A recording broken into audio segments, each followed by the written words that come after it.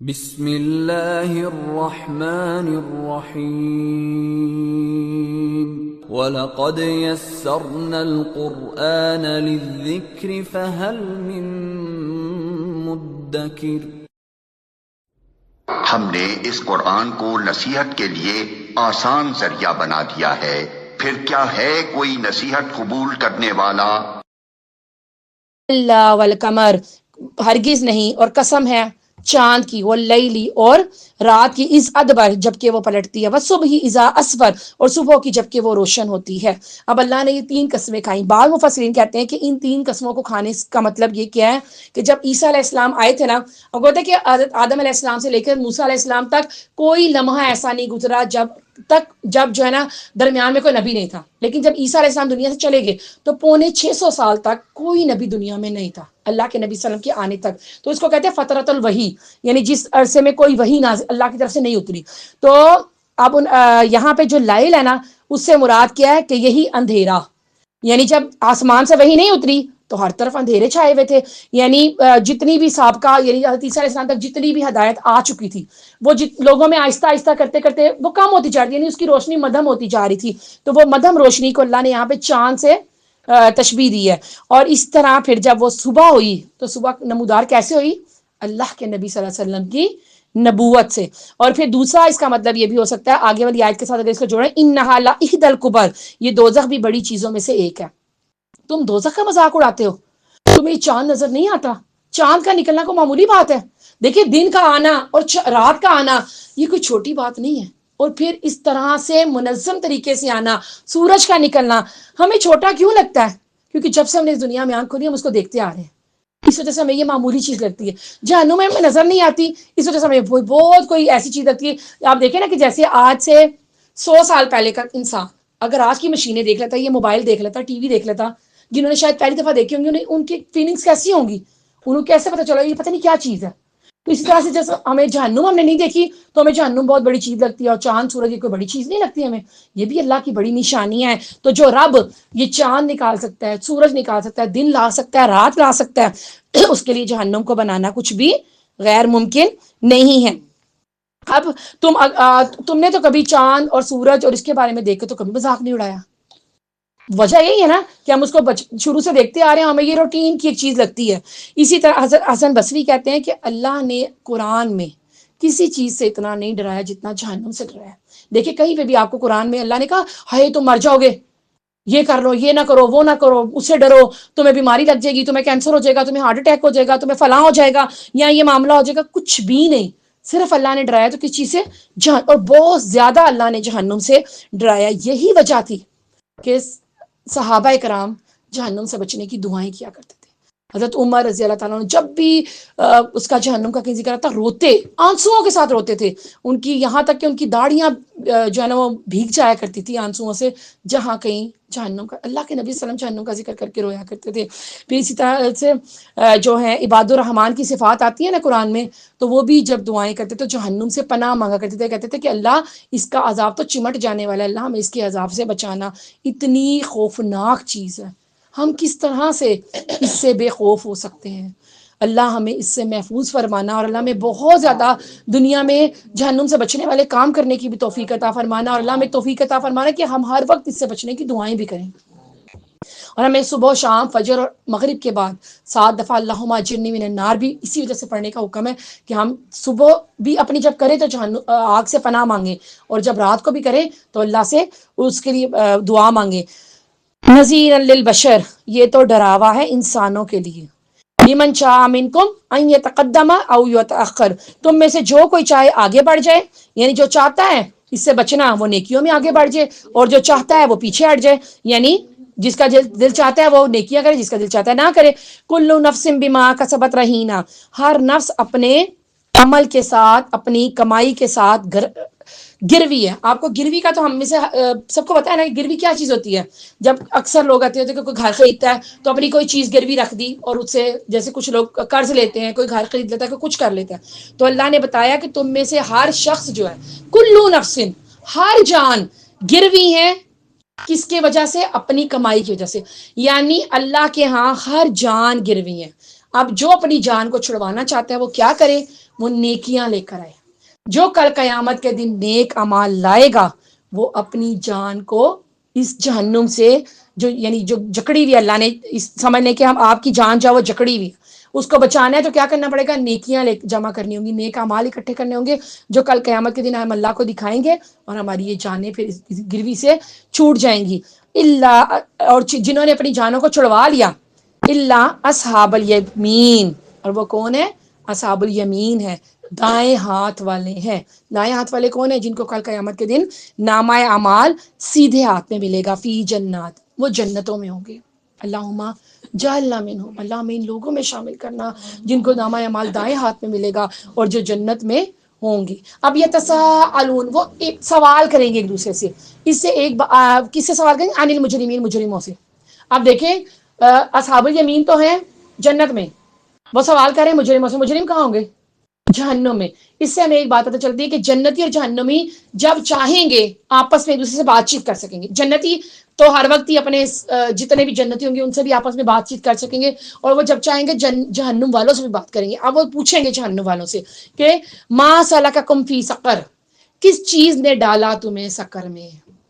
یہ بڑا کہ جو لوگ سقر جہنم کا ایک نام ہے, تو اب وہ ان مجرموں سے پوچھیں گے کہ کیا وجہ ہوئی تھی کہ تم جہنم میں آج جل رہے ہو. اور یہ آیات بڑی غور سے سننے والی ہیں, سمجھنے کی چیز ہے کہ ہم نے ان چار باتیں وہ جہنمی جو ہے وہ بتائیں گے کہ یہ 4 کام ہم کرتے تھے جس کی وجہ سے ہم جہنم میں داخل ہوئے. ہم نے ان 4 کاموں سے بچنا ہے. ان 4 کاموں کو انگلیوں پہ گن لیں, ٹھیک ہے. اس کو بہت دھیان سے ان آیات کو پڑھیں کہ وہ کہیں گے کالو, وہ اب جہنمی آگے سے جواب دیں گے لم نکو من المصلین, ہم نمازیں نہیں پڑھا کرتے تھے. سب سے جو پہلا وہ اپنا جرم بتائیں گے وہ کیا ہوگا کہ ہم نمازیں نہیں پڑھتے تھے. ہم کیا سمجھتے ہیں؟ اب ہم نے سورہ قلم میں بھی پڑھا تھا کہ کل قیامت کے دن ایک وقت ایسا آئے گا کہ اللہ کی طرف سے حکم ہوگا, جب اللہ اپنی تجلی ظاہر کرے گا تو تمام لوگ جتنے سامنے ہوں گے وہ سب سجدے میں گر جائیں گے, مگر کچھ لوگ چاہتے ہوئے بھی اس وقت سجدہ نہیں کر سکیں گے. ان کی کمریں لکڑی کی طرح, تختے کی طرح اکڑ جائیں گی. وہ کون لوگ ہوں گے؟ کسی کو پتا وہ کون لوگ ہوں گے؟ جنہوں نے دنیا میں سجدہ نہیں کیا ہوگا. یعنی دنیا میں جب سجدہ نہیں کیا, اب جب اللہ نے مہلت دی تھی, اللہ نے صحت دی تھی, انہوں نے سجدہ نہیں کیا, تو کل قیامت کے دن اللہ وہ توفیق چھین لے گا. اللہم لا تجعلنا منہم, اللہ میں ان لوگوں میں شامل نہ کرنا. لوگ سمجھتے ہیں بے نمازی ہونا کوئی بڑی بات نہیں ہے. ہم اپنی بیٹی کی شادی بے نمازی سے تو کر دیتے ہیں, بے روزگار سے نہیں کرتے. ہم کیا کہتے ہیں؟ کوئی بات نہیں, ابھی نہیں پڑھتا پھر پڑھ لے گا, پڑھ لے گا. لیکن کمائی بھی تو وہ کر سکتا ہے نا, نوکری بھی تو اس کو کبھی بھی مل سکتی ہے. لیکن نہیں جی, وہ اعلیٰ رتبے, اور پھر ہم وہ اتنی اونچے رتبے پہ ہو جو انسان کی اپنی زندگی کے نا آخری دنوں میں, اب ظاہر سی بات ہے آپ کو ایک دم سے ترقیاں نہیں ملتی, ترقیاں انسان کو وقت کے ساتھ ساتھ ملتی ہیں. ہم کہتے ہیں انسان ایسا ملے جو بالکل اوپر والے پوزیشن پہ ہو. دین میں خیر ہے, کوئی بات نہیں, ہماری بچی جائے گی تو کیا پتا اپنی بھی چھوڑ کے بیٹھ جائے. کتنے ایسے لوگ ہیں جو کسی کو بدل سکتے ہیں. تو اگر ہم سمجھتے ہیں کہ بے نمازی ہونا کوئی بری بات ہے, یعنی سوری کہ کوئی بری بات ہے ہی نہیں, کوئی بڑی بات ہی نہیں ہے. ہمارے اپنے گھروں کے اندر کتنے بے نمازی موجود ہیں, ہمیں ان کی نمازوں کی فکر نہیں ہے. نماز جس کے بارے میں پہلا سوال ہونا ہے, آپ دیکھیں آگے آتا ہے اس میں سورہ الماعون میں, ویل للمصلین, ہلاکت ہے ان نمازیوں کے لیے جو کہ نمازوں میں سستی کرتے ہیں. یہ نہیں کہا گیا وائل بھی, اب ہم آگے پھر آیات میں تفصیل سے پڑھیں گے. وائل جو ہے جہنم کے ایک وادی کا نام ہے, اور جیسے آپ کہہ رہے ہیں کہ گھر کا گٹر نہیں ہوتا, وہ جہنم کا گٹر ہے وائل. تو اللہ نے کہا وائل کس کے لیے؟ یہ سورت آگے ہم سورہ ماؤن انشاءاللہ پڑھیں گے, اس کے لیے جو نمازوں میں سستی کرتے ہیں. تو سوچیں جو نماز ہی نہیں پڑھتے اس کے لیے کیا ہوگا. تو ہمیں سب سے زیادہ جس چیز کی فکر کرنی ہے, سب سے پہلے اپنی نماز کی, اس کے بعد اپنے سے جو ہمارا کلوز رشتہ ہے, سب سے کلوز ہمارے بچے, وہ تو ہمارے انڈر بھی ہیں, ان کو تو ہم مار کے بھی نماز کی طرف لا سکتے ہیں. پھر اس کے بعد اپنے حلقے کو آگے بڑھاتے جائیں, جس تک ہم جو کچھ کر سکتے ہیں وہ ہم کریں. ہم اپنی کوشش تو کریں گے نا. تو ہم نے یہ پھر دوسرا انہوں نے جو بات بتائی, انہوں نے کہا وَلَمْ نَكُ نُطْعِمُ الْمِسْكِينَ, ہم مسکینوں کو کھانا نہیں کھلایا کرتے تھے. مسکین کو کھانا نہیں کھلاتے تھے. آپ دیکھیں کھانا کھلانا جنت میں لے جانے والا عمل ہے. ہم میں سے کتنے لوگ اس نیت سے کسی کو کھانا کھلاتے ہیں کہ میں جنت میں جاؤں. ہم اپنے جیسے رشتہ داروں کو, اس کو تو خوشی سے کھانا کھلا دیتے ہیں. مسکین جو غریب اور رشتہ دار ہوتے ہیں ان کی دعوت ہم نہیں کرتے, کیونکہ وہ ہماری دعوت نہیں کر سکتے. ابھی ہم نے پیچھے بھی پڑھا نا کہ احسان جتانے کے لیے نیکی نہ کرو. تو ہم کیا کرتے ہیں؟ تو اللہ نے کہا کہ وہ جہنم میں جانے کا باعث ہے کہ وہ مسکین کو کھانا نہیں کھلاتے تھے. اور جنت میں جانے کے بارے میں کیا آتا ہے کہ مسکین کھانا کھلانا نیک جت کا بہت ساری حدیث ہے جس میں اللہ کے نبی صلی اللہ علیہ وسلم کہ کھانا کھلانا جو 2 4 کام بتائے ان میں کھانا کھلانا ٹاپ پہ تھا کہ جو کھانا کھلانا جو جنت میں لے جانے والا عمل ہے. اور تیسرا کام وَكُنَّا نَعُوذُ مَعَ الْخَائِضِينَ، اور ہم باتیں بنانے والوں کے ساتھ باتیں بنایا کرتے تھے. جہاں کوئی بیٹھ کے مذاق اڑا رہا ہوتا تھا ہم بھی اس کے ساتھ شامل ہو جاتے تھے. جو دین کا مذاق اڑاتا، اب دیکھیں جتنے لطیفے ہیں آپ کو مولویوں پہ ملیں گے، داڑھی والوں پہ ملیں گے، پردے والی عورتوں پہ ملیں گے، جنت پہ ملیں گے، جہنم پہ ملیں گے. اور وہ یہ کس نے اجازت دی کہ ہم دین کا یا دین سے منسلک کسی بھی یہ شعائر اللہ ہیں، یہ جتنے بھی ہیں نا، یہ داڑھی، یہ برقع، عبایا، یہ سب اللہ کے شعائر ہیں، ان کا مذاق اڑانا. یعنی پھر یہاں لغویات میں ہم مصروف رہتے تھے، غیبتیں کرنا، دوسروں کا مذاق اڑانا. اب اس صرف اللہ کی آیات کا مذاق نہیں اڑانا، دوسروں آپ دیکھیں جب کوئی لوگ مل جل کے بحثیں کرنا، کبھی ایک کو پکڑ لیا اس کے بارے میں شروع ہو گئے اور اس کو اتنا مذاق بنانا، کبھی دوسرے کو پکڑ کے اس کے بارے میں مذاق بنانا. اور یہ ساری مطلب اس کا مطلب کیا ہو سکتا ہے کہ ہم دنیا میں ان بحثوں میں اتنے مشغول رہے کہ ہم اصل چیز کو بھول گئے. وہ تھی یہاں واپسی، اللہ کے ہاں جواب دہی. وَكُنَّا نُكَذِّبُ بِيَوْمِ الدِّينِ، اور تھے ہم آخرت کے دن کو جھٹلانے والے. اب ضروری نہیں ہے کہ وہ منہ سے کہتے ہوں کہ ہم نہیں مانتے آخرت کو. اگر وہ جھٹلاتے نہ تو یقیناً اس کی تیاری کر کے آتے. اور جب تیاری کر کے جو بچہ جاتا ہے وہ لازماً پاس بھی ہوتا ہے، تو پھر پاس ہو جاتے. پاس ہونے والے تو جہنم میں نہیں جائیں گے، وہ تو جنت میں جائیں گے. تو اگر وہ جھٹلاتے نہ ہوتے تو آج یہاں پہ نہ ہوتے. تو اللہ نے 4 کام گنوائے کہ جب جنتی جہنمیوں سے پوچھے کہ کیوں گئے تھے تم جہنم میں کیوں داخل کیے گئے، تو کیا ہے؟ پہلا کیا کام ہے؟ وَلَمْ نَكُ مِنَ الْمُصَلِّينَ، ہم نماز نہیں پڑھتے تھے. وَلَمْ نَكُ نُطْعِمُ الْمِسْكِينَ، ہم مسکین کو کھانا نہیں کھلاتے تھے. وَكُنَّا نَخُوضُ مَعَ الْخَائِضِينَ، ہم بحث کرنے والوں کے ساتھ مل کے بحثیں کرنے لگ جاتے تھے، یعنی وقت ضائع کرنا، یہ سب کچھ اس کے اندر آ جائے گا. وَكُنَّا نُكَذِّبُ بِيَوْمِ الدِّينِ، ہم آخرت کے دن کو جھٹلاتے تھے. اب الحمدللہ ہم آخرت کے دن کو جھٹلاتے تو نہیں، لیکن مطلب ہے تو ایک ہوتا ہے زبان سے جھٹلانا اور ایک ہوتا ہے عمل سے جھٹلانا. اگر ہم عمل نہیں کر رہے اس کے مطابق تو یہ بھی اسی میں آ جائے گا. حتی اتانا الیقین، یعنی یہ کام ہم نے 1 دن 2 دن 4 دن مہینہ نہیں کیا، بلکہ ہم مستقل اسی میں پڑے رہے یہاں تک کہ یہ یقین آ گیا.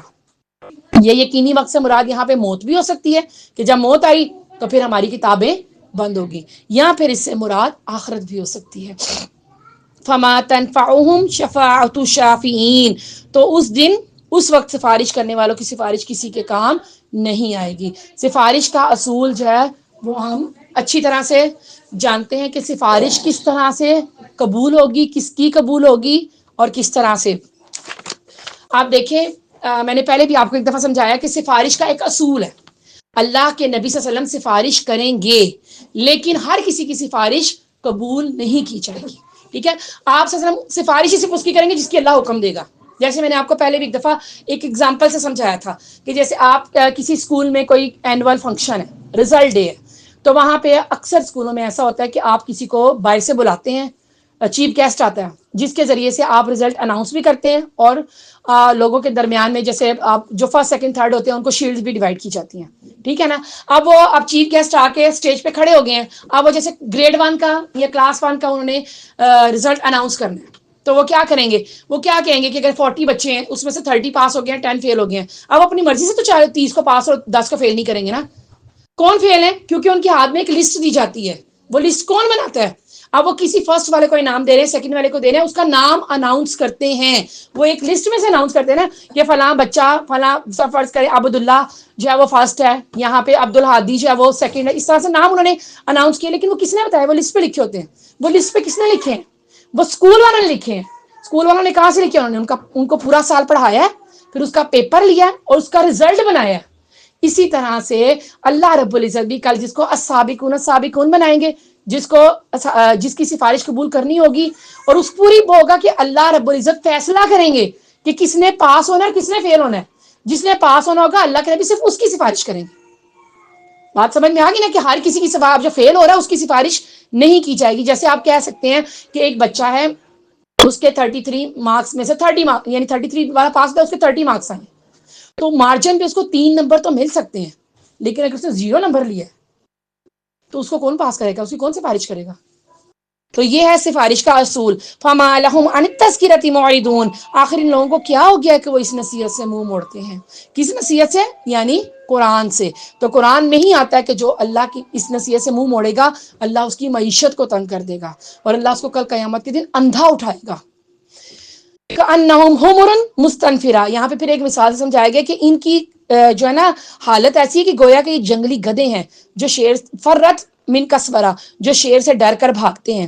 یعنی یہ ہوتا تھا کہ عربی میں ایک محاورہ ہوتا تھا کہ جنگلی گدھوں کا کی یہ خاصیت ہوتی تھی کہ جیسی وہ شیر کی آواز سنتے یا ان کو احساس ہوتا کہ شیر آنے والا تو بس وہ کچھ بھی نہیں دیکھتے، سر پٹ جس کو کہتے ہیں نا دوڑنا، نہ آگے دیکھنا نہ پیچھے، بس وہ بھاگ پڑتے تھے. تو اللہ نے کہا کہ یہ اس کلام سے اس طرح سے دور بھاگتے ہیں جیسے جنگلی گدھے جو ہیں وہ شیر سے ڈر کے دور بھاگتے ہیں. یعنی اس طرح سے آپ کہہ لیں کہ ایک تو ہوتا ہے گدھا کس چیز کی علامت ہے؟ آپ گدھا کس کو کہتے ہیں، کب کہتے ہیں؟ کسی عقل کی علامت تو نہیں ہے نا، بے وقوفی کی علامت ہے. یعنی یہ انسان اس قدر بے وقوف ہے کہ جس کے اندر اس قرآن میں تو ان کے لیے سب کچھ تھا، یہ اسی سے دور بھاگتے ہیں، اسی سے جان چھڑانے کی کوشش کرتے ہیں، اسی سے اعراض برتتے ہیں. کہ آپ کو کوئی کہتا بھی ہے کہ آپ قرآن کی طرف آئیں تو وہ اس کی طرف آنا ہی نہیں چاہتے. بہت سارے لوگوں کا کیا ہوتا ہے، کچھ لوگ تو کہیں گے کہ ہمیں ہمارے گھروں میں قرآن ہے، ہمیں سب پتہ ہے. کچھ لوگوں کا یہ ہوتا ہے کہ ہم اگر پڑھ لیں گے تو کیا ہوگا، عمل بھی کرنا پڑے گا. تو اللہ نے کہیں پہ یہ نہیں لکھا کہ تمہارا سوال اس طرح سے حل ہو جائے گا کہ تم نے تو پڑھا ہی نہیں. جواب تو ہمیں دینا پڑے گا، کیوں نہیں پڑھا؟ عقل نہیں دی تھی، سمجھ نہیں دی تھی، آنکھیں نہیں دی تھی، وہ دماغ نہیں دیا تھا سمجھنے کے لیے. دنیا کی اتنی کتابیں پڑھ کے ڈاکٹر بن گئے، قرآن نہ پڑھ سکے. تو یہ کچھ بھی، تو اس کو کیوں تم بہت سمجھتے ہو، کیوں تم اس سے اعراض برتتے ہو؟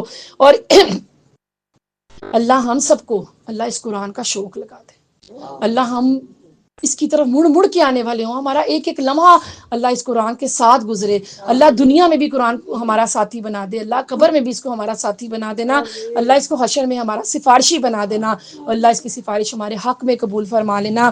بل یرید کل امرئ منہم ان یؤتى صحفا منشرا، ان میں سے ہر ایک چاہتا ہے کہ ان کے نام کھلے کھلے خط بھیجے جائیں. یعنی وہ کہتے تھے کہ اللہ کی طرف سے ایک ایک سردار کا نام لکھ کے تو ہمارے نام خط آئے اور وہ بتایا جائے اس میں کہ یہ اللہ کا رسول ہے، اور پھر جو ہے نا ہمیں یہ بھی پتہ چلے کہ یہ اللہ ہی کی طرف سے آیا ہے.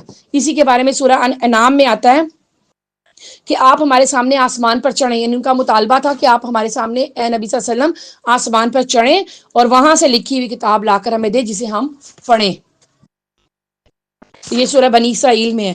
اور پھر یہ ہے کلا، اللہ نے کہا ہرگز نہیں، بل لا یخافون الاخرہ، ان کا مسئلہ یہ نہیں ہے کہ یہ چاہتے ہیں کہ ہمیں سامنے کتاب ملے تو ہم اس کو مان جائیں گے. اگر ان کے سامنے قرآن میں ایک جگہ پہ اور بھی آتا ہے، سورہ انعام میں آتا ہے کہ نبی صلی اللہ علیہ وسلم اگر ہم تمہارے اوپر کاغذ میں لکھی ہوئی کتاب بھی اتار دیتے اور یہ لوگ اس کو اپنے ہاتھوں سے چھو کر دیکھتے تو جنہوں نے انکار کیا وہ پھر بھی یہی کہتے کہ یہ تو ایک جادو ہے. یعنی ان کا مسئلہ یہ نہیں کہ انہیں سامنے نظر آئے، بلکہ ان کا اصل مسئلہ اللہ نے بتا دیا، لا یخافون الاخرہ، وہ آخرت سے ڈرتے نہیں ہیں. کیونکہ آخرت کا ڈر ہوتا تو کبھی بھی ایسی باتیں نہ کرے. کیونکہ آخرت کا ڈر جو ہوتا ہے وہی تو وہ چیز ہے جو راتوں کو تہجد میں کھڑا کرتا ہے. آپ دیکھیں ہم میں سے ہم اب روزانہ روٹین میں صبح 9 بجے 10 بجے اٹھ رہے تھے، آج کس نے اٹھایا ہمیں؟ سحری میں کس نے اٹھایا؟ کہ اس کو تو کسی کا کھانے کو دل بھی نہیں کر رہا، پہلا روزہ اس میں بالکل ہی کھانے کو، پھر بھی ہم نے زبردستی کھایا. کس چیز نے؟ آخرت کا ڈر. آخرت کا ڈر ہی جو راتوں کو جگاتا ہے، آخرت کا ڈر ہی جو تہجد کے لیے کھڑا کرتا ہے، آخرت کا ڈر ہے جو قرآن کا شوق لگاتا ہے، جو اپنے سارے، آپ دیکھیں اس وقت ہم بھی اپنے گھروں میں لیٹ سکتے تھے، ہم بھی اپنے گھروں میں، ہمارے گھروں میں بھی سب کے گھروں میں کوئی نہ کوئی کام تھا، لیکن یہاں پہ ہمیں کس چیز نے لا کر بٹھایا؟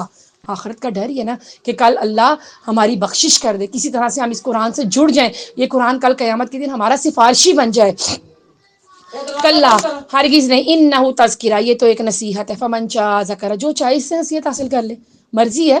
اللہ نے زبردستی اگر کرانا ہوتا تو اللہ کرا سکتا تھا، لیکن اللہ نے کہہ دیا کہ یہ تمہاری اپنی مرضی. وما یذکرون الا ان یشاء اللہ، اور کوئی سبق اسے جس کا دل چاہتا ہے سبق، مگر یہ کہ اللہ ہی ایسا چاہے.